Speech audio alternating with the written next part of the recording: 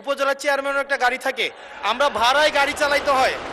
আমাদেরকে যদি আমরা লজ্জায় এটা বলতে পারি না, আমরা এটা লজ্জায় কোথাও বলতে পারি না।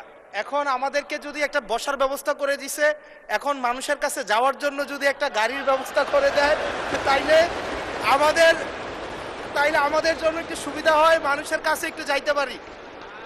ছোটদেরকে কখনো না বলতে নাই, তাদের আবদারে সবসময় হা বলতে হয়। হাসনাত আব্দুল্লাহ বলে ফেলেছে, সাথে সাথে না না বললে আমি বেশি খুশি হইতাম। কি আবুল হাসান আব্দুল্লাহ, কি কথা বলতেই হবে, বলেন বলেন। আমি সবসময় হচ্ছে বিভিন্ন মানে বিরোধিতার জন্য দাঁড়াই।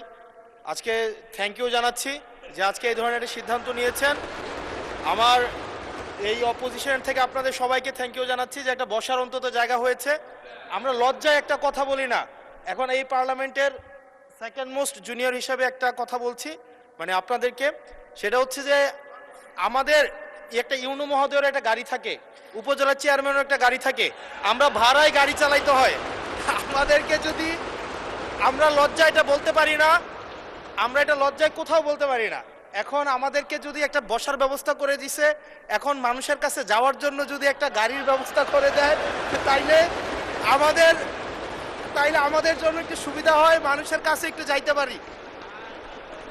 মাননীয় স্বরাষ্ট্রমন্ত্রী কিছু বলতে চান?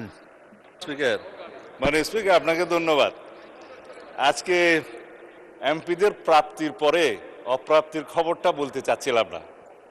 আমাদের মাননীয় প্রধানমন্ত্রী যেদিন সংসদ নেতা নির্বাচিত হয়েছেন, আমাদের পার্লামেন্টারি পার্টি মিটিংয়ে প্রথমে যে অনুশাসন দিয়েছেন যে আমরা এমপিরা এই নতুন পার্লামেন্টে জনপ্রতিনিধি অনুযায়ী আলাদা কোনো সুযোগ সুবিধা নেব না।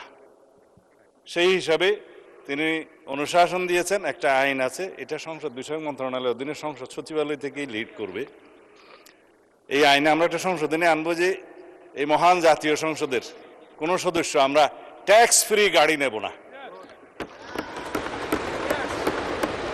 এইটা মাননীয় সদস্য বাদে বাকি সবাই তালে দিছে, কিন্তু আমাদের মাননীয় সদস্য ছাড়া দিছে।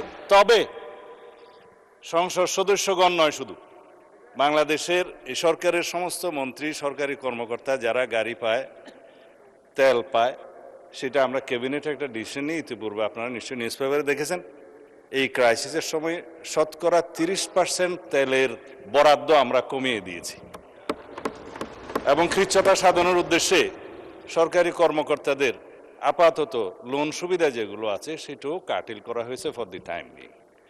এই সমস্ত এগুলো আমরা সবই জনবান্ধব এবং জনপ্রত্যাশা অনুযায়ী যাচ্ছি, আমাদের মাননীয় প্রধানমন্ত্রীর নির্দেশনা অনুযায়ী।